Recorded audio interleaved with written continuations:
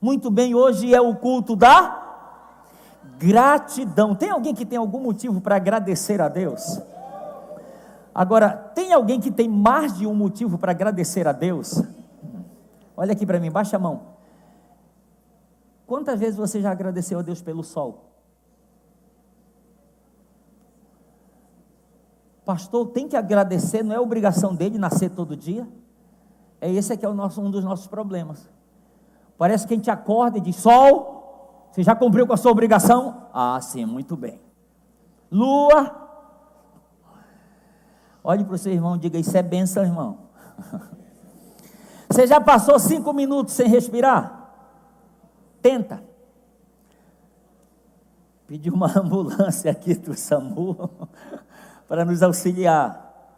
Mas quantas vezes eu já agradeci pelo ar que eu respiro? É bênção, gente. Mas são bênçãos que dia a dia nós estamos experimentando, que a gente até ignora, parece que nem é mais bênção. Mas se um dia nós ficarmos sem ela, meu Deus, que falta vai fazer? Então eu quero que essa palavra de hoje, ela é muito assim, é uma palavra sobre gratidão, mas ela vai nos confrontar um pouco, tá bom? Ela vai nos confrontar um pouco para nós sermos mais gratos, para nós olharmos mais um pouco para aquilo que Deus tem feito por nós. Amém, queridos? Lucas capítulo 17, quero que você me acompanhe a partir do versículo de número 11. Lucas 17, a partir do versículo 11, olha o que está escrito. De caminho para Jerusalém, passava Jesus pelo meio de Samaria e da Galileia.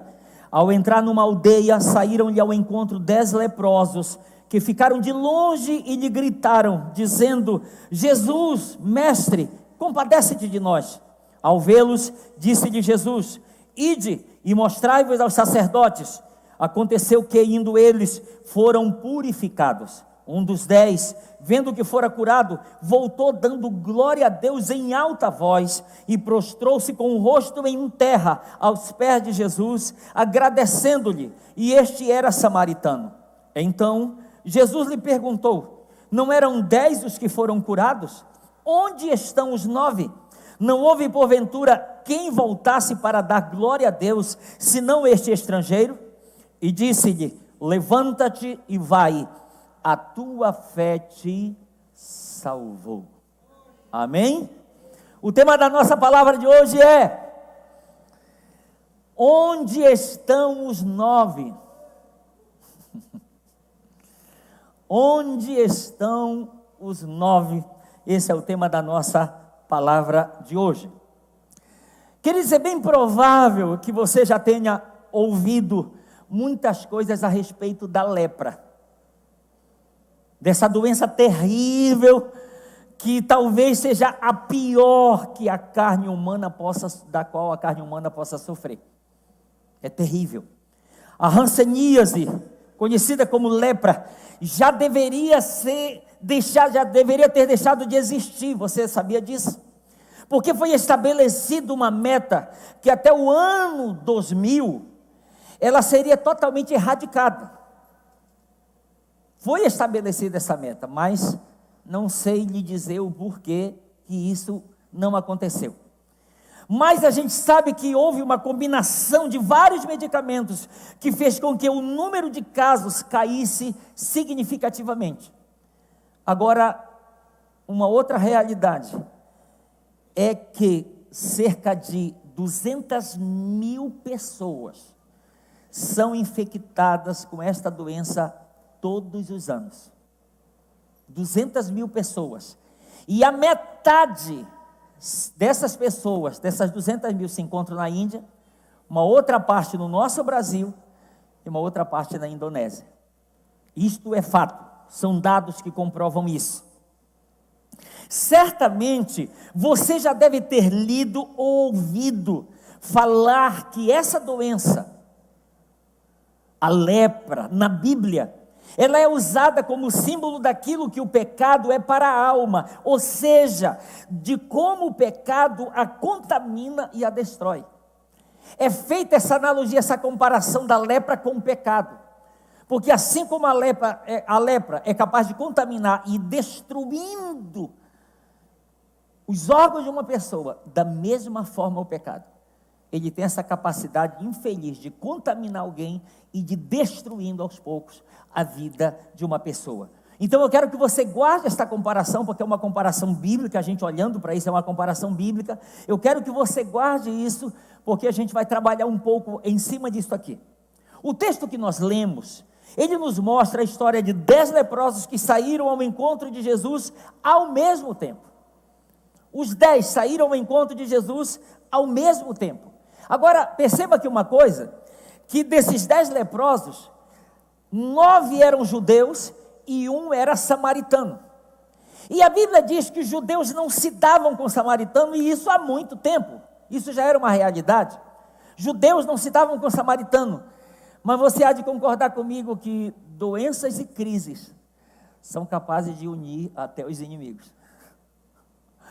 Você vai ver que 9 judeus e 1 samaritano, mas todos estavam acometidos da mesma lepra.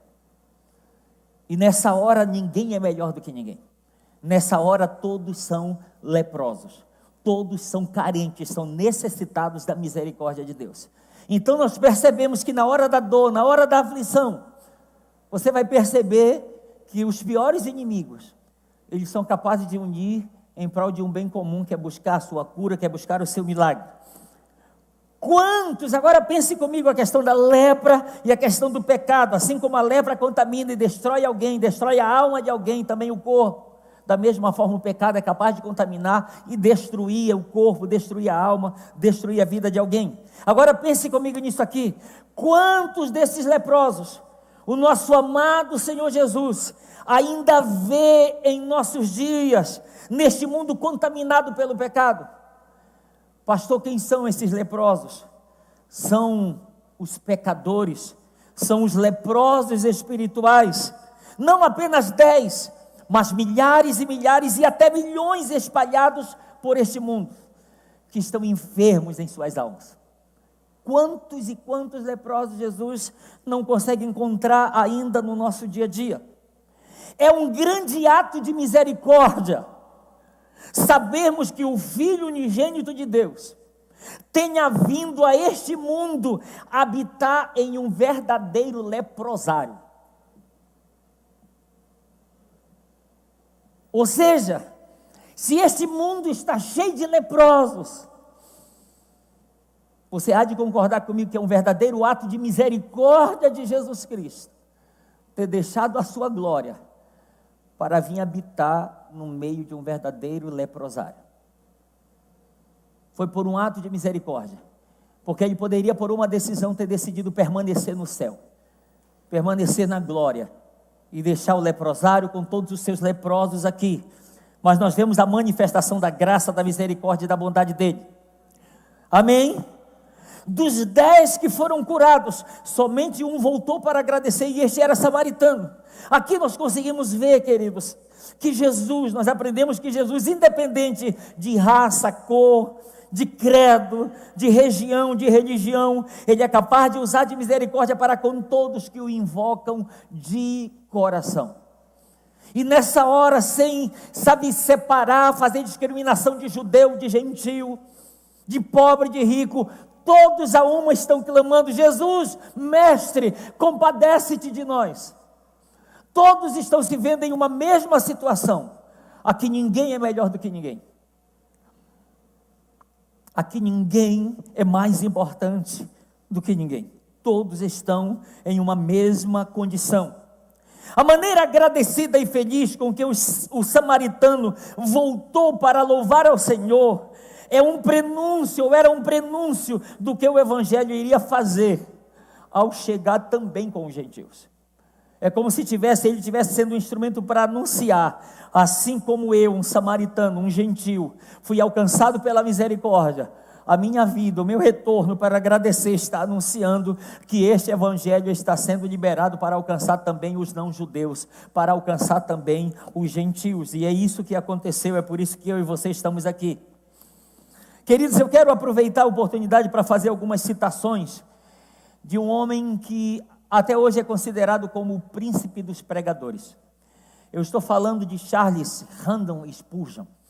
Eu quero usar aqui algumas citações dele aqui, né? Não quero trazer mérito para mim, mas como homem de Deus muito sábio, muito inteligente, cheio da graça de Deus, eu lendo algumas coisas dele, eu pude tirar algumas coisas que eu quero compartilhar com você aqui, muita coisa dentro dessa mensagem aqui. Preste atenção aqui comigo. O único que voltou para agradecer era alguém de quem menos se esperava. Se fosse um judeu que estivesse voltando para agradecer, tudo normal. É do mesmo povo, é judeu, está identificando Jesus. Mas aqui, Jesus está recebendo alguém que, se não viesse, ele iria dizer: não veio porque é um gentil, não veio porque é um samaritano. Por isso que ele não veio, está tudo bem. Mas de onde menos se esperava, foi que veio. E Jesus, ele diz: somente este estrangeiro veio para agradecer. Quando ele pergunta onde estão os 9, ele está dizendo: cadê o meu povo? Em outras palavras, você sabe o que ele está perguntando? Cadê os crentes? Cadê os crentes que foram abençoados? Nenhum voltou para agradecer. Somente esse aqui que é discriminado, somente esse que é deixado de lado, só ele voltou. Aonde estão os 9? A ingratidão é um mal terrível contra a bondade e a misericórdia de Deus. Vou repetir: a ingratidão é um mal terrível contra a bondade e a misericórdia de Deus, porque faz com que as pessoas recebam e ajam como se elas nunca tivessem recebido. Imagine, os 10 vão ao encontro dos sacerdotes. No meio do caminho todos percebem que estão curados. Os 9, eles seguem caminho, como se nada tivesse acontecido por intermédio de Jesus. Eles vão avante, vão em frente, como se nada tivesse acontecido por intermédio dele. Preste atenção nas minhas mãos aqui. O número dos que suplicam a Deus é bem maior do que o número dos que voltam para agradecer. Vou repetir: o número dos que suplicam a Deus é bem maior do que o número dos que voltam para agradecer a Ele. 10 suplicaram, um voltou para agradecer. Um voltou reconhecendo que havia sido abençoado mesmo sem merecer. Mesmo sem merecer, ele está voltando aqui com gratidão. Ao chegar ao magnífico e culminante momento de louvor, em coral a Deus, imagina os 10, em coral a Deus, apenas um deles, em solo, entoa as notas musicais. Imagina Jesus esperando um coral de 10 pessoas, aquele lindo coral cantando louvor, agradecendo. Mas ao invés de chegar os 10, aparece só um em solo, agradecendo, entoando um louvor para o Senhor por aquilo que havia recebido dele. Multidões de pessoas oram, quando doentes, sentem-se perto de morrer, mas se melhoram, seus louvores é que adoecem e morrem. Vou repetir, pegue isso aí, por favor. Multidões de pessoas oram quando doentes, sentem-se perto de morrer, mas se melhoram. Você sabe quem adoece e morre? São os seus louvores. Acaba adoecendo e morrendo. Você vai ver na Bíblia isso, você vai ver no dia a dia. O quê? Meu irmão, você quer ver alguém se tornar contrito com Deus, meu irmão? Deixa ser acometido de uma doença. Deixa o cinto apertar. Orem por mim. Precisa fazer o quê? Jejuar. Como é que jejua? Precisa ir para o monte. Qual é o dia? Quanto tempo? O que precisa fazer? Meu irmão, faz de tudo. Foi curado. Eu estou são. Mas o meu louvor, ele começa a ficar enfermo e a tendência é morrer.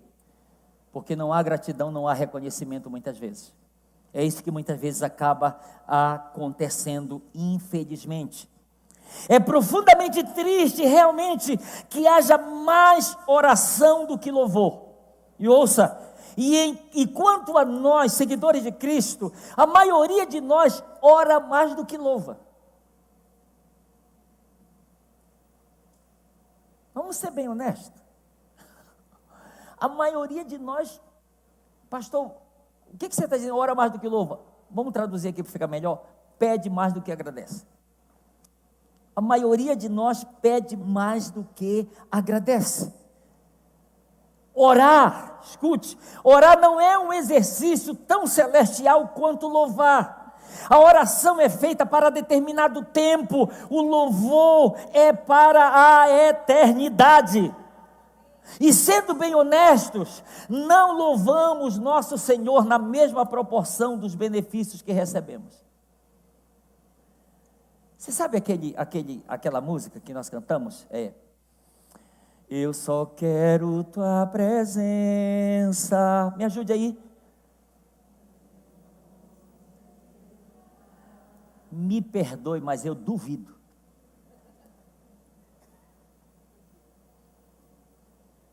Faça uma retrospectiva. Qual foi o dia que você ou eu nos dobramos, Senhor? Hoje, literalmente, eu não vou te pedir nada. Pense. Pense e depois me diga, quantas vezes isso já aconteceu? Nem que seja no finalzinho da oração, Jesus abençoe esse dia.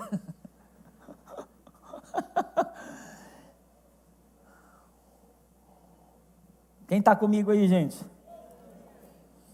Você entende? Hoje eu não vou te pedir nada. É exigir muito da gente mesmo. Sem perceber, eu estou exigindo muito de mim. Imagina, Jesus, eu vou passar 1 hora aqui, te louvando, te adorando, te glorificando, e eu não vou pedir nada. Jesus, pode me vigiar. Faça um teste. Faça um teste. Pastor, por que é tão difícil? É porque não é fácil. Profunda essa resposta, né, irmão? É tão difícil porque não é fácil. Porque nós acostumamos tanto a pedir. Parece que a gente é até parente da sanguessuga. Salomão, ele diz em Provérbios que a sanguessuga tem 2 irmãs. Você sabe como é o nome dela? Dá.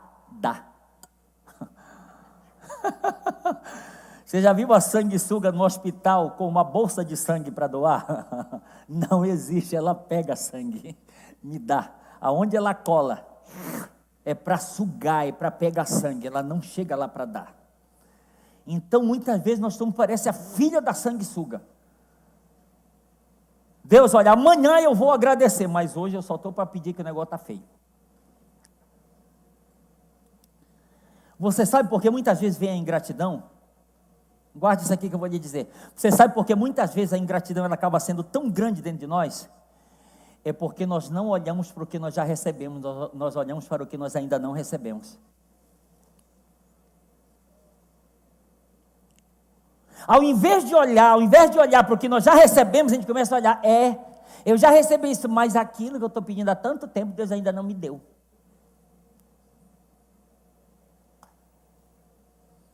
Filipenses capítulo 2, versículo 14. Sabe o que está escrito? Fazei tudo.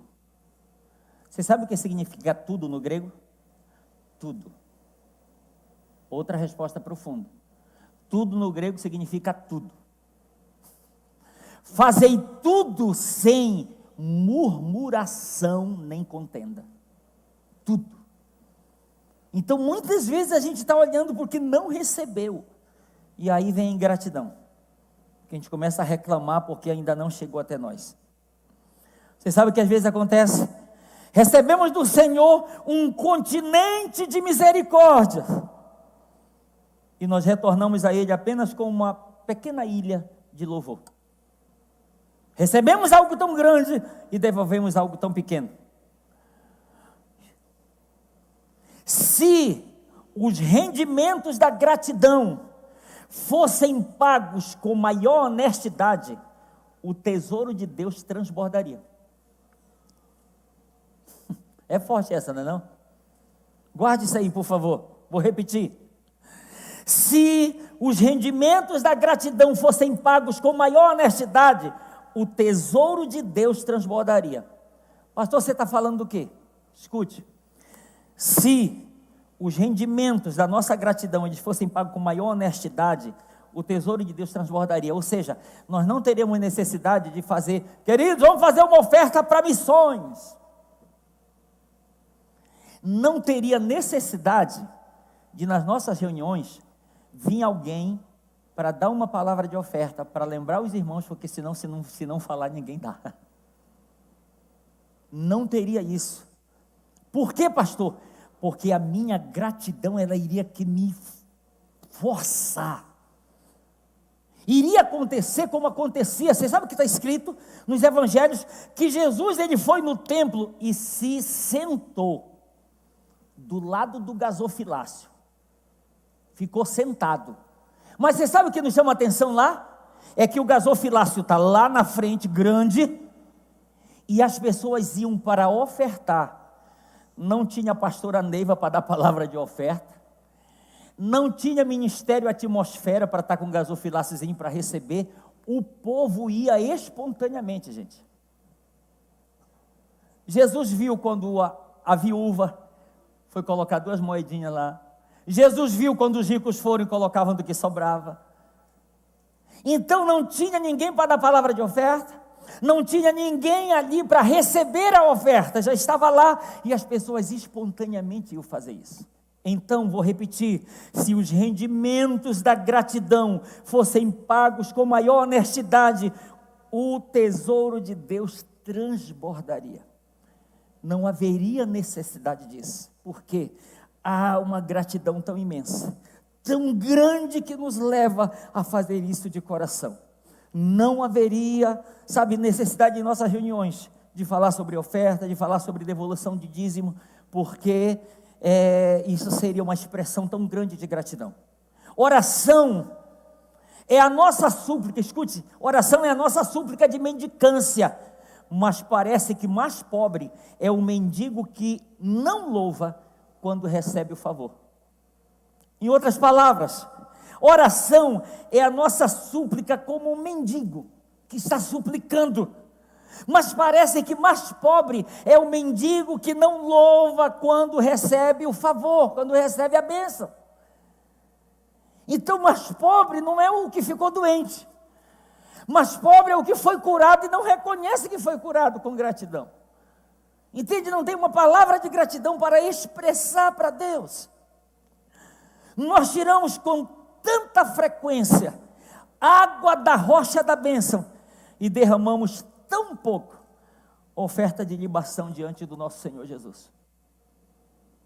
A gente tira tanto bênção e corre atrás de bênção, mas a gente na hora de derramar, derrama tão pouco. E ainda quando vai derramar, ainda tem lá um Judas pelo meio, que está vendo a Maria romper, quebrar o protocolo, com um vidro de alabastro, que custava pelo menos uns 300 denários, e quebra e derrama sobre os pés de Jesus. E aí aparece um Judas lá no meio.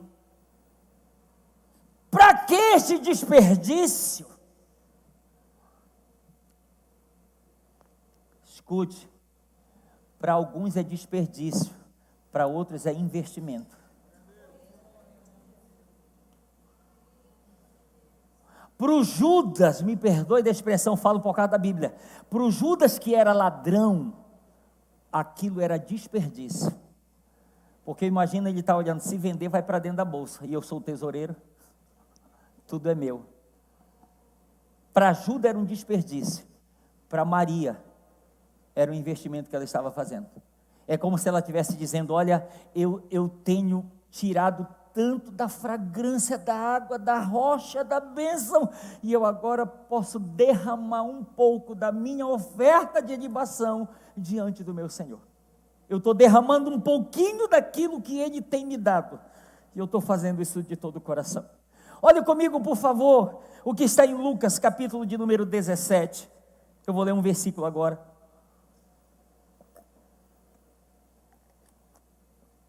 Lucas 17, 14. Ao vê-los, disse-lhe Jesus: ide mostrai-vos aos sacerdotes. Aconteceu que, indo eles, foram purificados. Escute o que eu quero lhe dizer aqui bem rápido, por favor. Muitas vezes é mais fácil obedecer a um ritual do que louvar a Cristo. Isso aqui era um ritual da antiga aliança. Por quê? Porque competia aos sacerdotes examinar o leproso para ver se ele já estava limpo da sua lepra. E o sacerdote então declarava publicamente: está limpo da sua lepra. E ele poderia voltar então para viver em sociedade. Então, era uma ação da misericórdia de Deus purificar, curar o leproso? Era, mas havia um ritual a ser seguido. Eles se separavam por um período, e a lei dizia que depois eles teriam que sair e se apresentavam ao sacerdote. O sacerdote examinava a pele dele para ver se estava tudo ok ou não. Não está purificado, continua isolado. Já está purificado, então olha aqui para mim. Para aqueles homens, se tornou muito mais fácil obedecer a um ritual do que louvar a Jesus Cristo. Foi muito mais fácil seguir tudo que o protocolo estava dizendo do que realmente louvar a Cristo. Agora a pergunta é: será que conosco é diferente? Não sei. A gente vem à igreja, vem ao culto, louva, lê a Bíblia, cumprimenta uns aos outros, pratica atos externos, mas quão pouco nós louvamos interiormente a Deus, quão pouco nos lançamos realmente a seus pés, sentindo aquilo que pode fazer a nossa alma cantar de gratidão àquele que nos tem feito tantas coisas grandiosas. Preste atenção, práticas piedosas exteriores, elas são fáceis e comuns. A questão é o interior. A questão é tirar do coração um amor agradecido. Aqui é que está a grande diferença. Sabe, a coisa exterior é muito fácil. E a gente corre um grande perigo de fazer as coisas exteriores só para que alguém veja. E Jesus disse: se você está fazendo para os outros verem, você já recebeu a recompensa, não espera nada de Deus. Então elas se tornam perigosas para nós mesmos. Se a gente está fazendo só porque os outros estão vendo. Mas a questão aqui é: eu quero ver a expressão interior. A coisa do coração, que é capaz de manifestar um amor agradecido a Deus. Por tudo aquilo que Ele tem sido e por tudo aquilo que Ele tem feito por cada um de nós. De 10, 9 obedeceu a um simples protocolo, enquanto apenas um voltou para louvar verdadeiramente ao Senhor. A fé daqueles rancenianos, daqueles 9 rancenianos, só era real no que se refere à cura. Eles não acreditavam propriamente na divindade de nosso Senhor como Filho de Deus, nem criam nele visando receber a vida eterna. Em nossos dias, não tem sido muito diferente no que diz respeito aos que recebem benefício de Cristo. Vão embora examinando sua própria pele espiritual para ver se a lepra, o pecado se foi. Suas vidas religiosas se resumem a uma busca constante de si mesmos para ver se foram realmente curados ou salvos. Eu quero agora entrar numa parte aqui que fala sobre as características de um verdadeiro louvor, as características de uma verdadeira adoração. Veja comigo aqui bem rápido. Primeira característica: o louvor verdadeiro ele é marcado pela individualidade. Quantos voltaram com aquele samaritano? Me ajude aí. Quantos voltaram com aquele samaritano para louvar Jesus? Quantos? Nenhum. Então olha aqui para mim. O louvor verdadeiro, ele é individual. Eu não tenho que esperar pelos 9. Eu recebi, eu sei o que eu recebi. Eu não merecia, eu sei o que eu recebi. Então eu vou louvá-lo. Eu vou adorá-lo. Eu vou glorificá-lo porque eu sei a importância que tinha aquilo que eu recebi da parte dele para a minha vida. Amém, queridos? Então, quando você entende que o verdadeiro louvor ele é marcado pela individualidade, você decide voltar sozinho, você decide não esperar por ninguém. Mas ninguém mais veio para louvar. Não precisa. Eu sei o que eu alcancei. Eu sei o que eu recebi. E eu tenho motivos o suficiente para louvar. Olha aqui para mim. Se nós viéssemos para um culto e não sentíssemos absolutamente nada, mesmo assim nós ainda teríamos motivo para louvar. Sim ou não? O problema é que a gente está baseado às vezes, bora ver como é que vai ser hoje. E aí, como é que foi? Parece que o pessoal do louvor nem orou. Pastor, então aquela pregação parece uma espada, como afiada, não comprida e chata.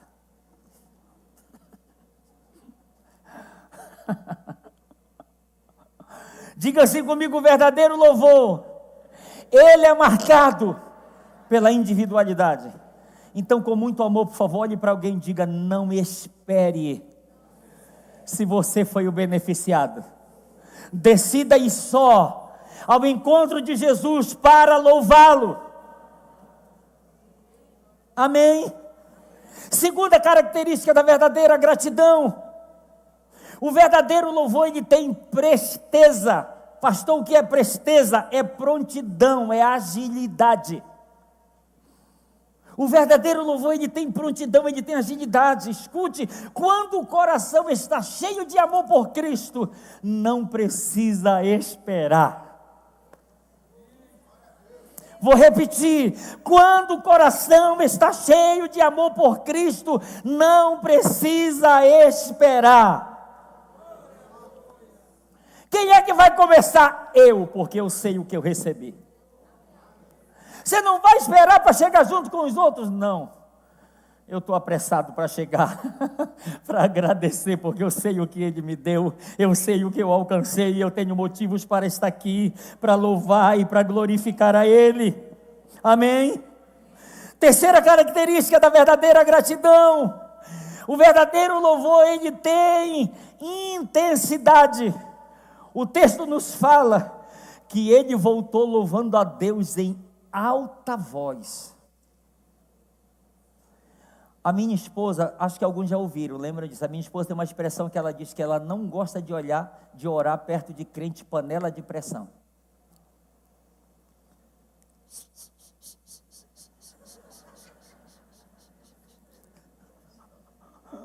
E aí? Rapaz, estou botando tudo aqui, meu irmão. A gente entende personalidade e temperamento de cada um.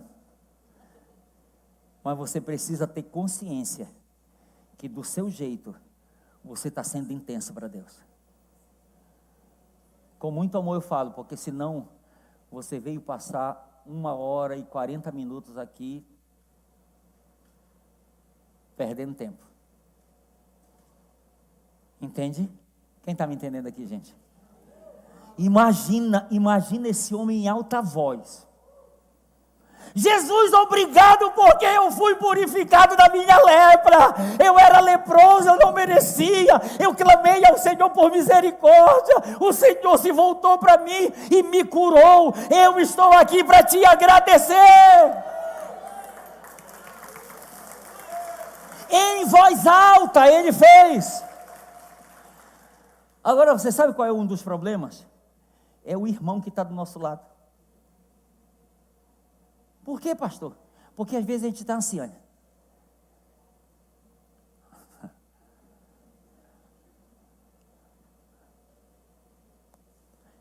Às vezes a gente está mais preocupado com quem está olhando para a gente. Meu Deus do céu.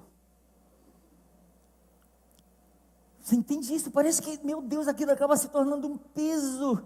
Então a gente tem que ter esse zelo, esse cuidado para não fazer isso, para não, sabe, nós precisamos nos importar, acima de tudo, com aquele que vai estar recebendo o que nós temos para dar para ele. Davi, quando ele trouxe a arca da casa de Obed-edom, que ele está entrando em Jerusalém, gente do céu, está escrito que ele vinha dançando e pulando com todas as suas forças. Quando a Mical, a esposa dele, o criticou, chamou ele de um vadio. Pesado isso, né? Chamou o marido de vadio. E que ele estava se portando como um homem qualquer diante das suas servas. E Davi, ele dá uma resposta para ela, ele diz: olha, diante do Senhor, eu tenho me alegrado. Diante do Senhor, ele está dizendo: isso aqui que eu estou fazendo é para o meu Senhor, não é para você, é para o meu Senhor que eu estou fazendo isso aqui. Quarta característica da verdadeira gratidão: a verdadeira gratidão, ela tem humildade. A Bíblia nos fala que aquele homem caiu aos pés de Jesus. Você sabe o que aquela atitude está dizendo? Jesus, eu estou caindo aos teus pés porque grande só tem um. É o Senhor. Nessa hora, título, status, posição, nome, fama, vai tudo para o chão também. O chefe da sinagoga, Jairo, está com a filha semi-morta em casa. É o líder, está chegando aonde Jesus está. Quando ele chega lá, o título fica, acho que do lado de fora. A Bíblia nos fala que ele chega lá e se prostra diante de Jesus. Jesus é tipo assim: aqui eu não sou grande, não. Grande é o Senhor. Grande é o Senhor. E a gente precisa reconhecer isso. Porque é esse reconhecimento que nos leva a isso. Porque quando não há esse reconhecimento, aí a gente vai chegar no templo como o fariseu. Se tiver esse reconhecimento, nós vamos chegar como o publicano. A verdadeira gratidão, estou chegando no final, ela é manifesta de que forma? O verdadeiro louvor tem adoração. O verdadeiro louvor tem adoração. Diga adoração, por favor. O texto nos fala que ele não somente se prostrou, mas ele também glorificava a Deus. Ele glorificava a Deus. Você sabe o que eu acho tremendo? Que eu vi uma vez o pastor Júnior falando isso. Isaías capítulo 6, você vai ver lá desde o início. Isaías diz: no ano da morte do rei Uzias, eu vi o Senhor assentado no alto, subindo no trono. E ele vai falando, descrevendo, e aí chega um ponto que ele diz: eu vi serafins que tinham 6 asas. E olha aqui para mim. Tinham 6 serafins que eles tinham 6 asas. E a Bíblia fala que eles falavam uns para os outros. Diga, uns para os outros. Santo, santo, santo é o Senhor dos exércitos. Toda a terra está cheia da sua glória. Pastor, por que não era para Deus, pastor? Porque se você disser que Ele é santo, isso não vai aumentá-lo. Se você não exaltar a santidade dEle, Ele também não vai diminuir. Mas você sabe que às vezes nós precisamos nos lembrar de quem é aquele que nós servimos e adoramos. E às vezes a gente precisa olhar um para o outro e dizer: santo, santo, santo é o Senhor dos exércitos. Toda a terra está cheia da sua glória. Ele é digno de ser adorado, Ele é digno de ser glorificado, Ele é digno de ser exaltado. E eu quero fechar essa palavra compartilhando com você o resultado ou a bênção da gratidão. Fica de pé aí, por favor. Eu quero concluir lhe falando qual é o resultado, qual é a bênção da gratidão. Lucas 17, versículo 19, olha o que está escrito. E disse-lhe: levanta-te e vai, a tua fé te levanta-te e vai, a tua fé te... Escute, aquele homem foi muito mais abençoado do que os outros 9.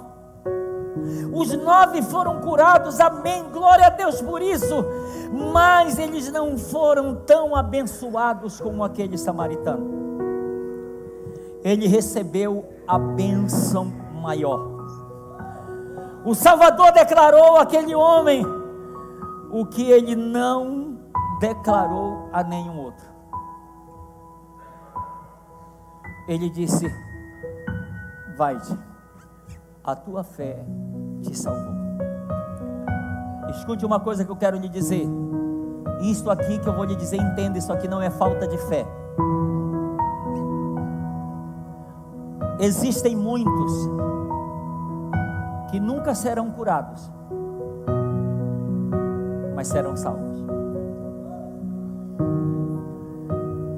E existem muitos que só serão curados, mas não serão salvos. Vou repetir, guarde isso. Existem muitos que não serão curados, que irão morrer enfermos, mas serão salvos. E eles vão ressuscitar em um corpo incorruptível. E não haverá mais dor, não haverá mais doença, não haverá mais enfermidade. Mas infelizmente existem pessoas que vão morrer sãs, curadas do seu corpo físico, porém não serão salvos. Eu estou me referindo àqueles 9 leprosos. Eles foram para casa curados, mas sem salvação. Aquele homem, ele recebe o pacote completo. Ele é curado do seu corpo, mas ele recebe a maior cura que todo ser humano precisa receber. É a cura para a sua alma, é a cura que o libera para ser salvo. E essa cura só tem na pessoa de Jesus Cristo. Eu quero te dizer que uma cura para o corpo físico, ela pode vir por intermédio de um médico, que são instrumentos de Deus. Médicos são instrumentos de Deus. Cura física pode vir por intermédio de médiuns. Não sei se você sabe disso. Médiuns realizam curas por intermédio da mediunidade. Mas a cura para a salvação só tem uma fonte. Só tem uma fonte: Jesus Cristo de Nazaré.